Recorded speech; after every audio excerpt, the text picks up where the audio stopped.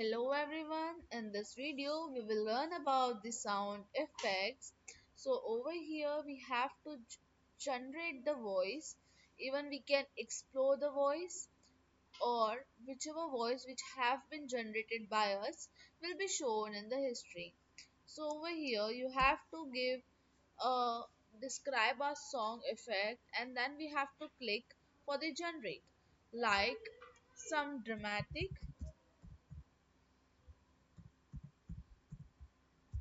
Now let's generate sound effects.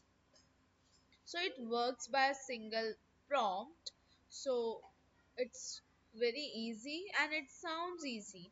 So we can bring more songs like this, or we can create more sound effects like this. So don't you think it's very simple and very easy to create? So here are the generation. Let's see. Over here they have created. So all these four are sound effects which are relatively common to some dramatic.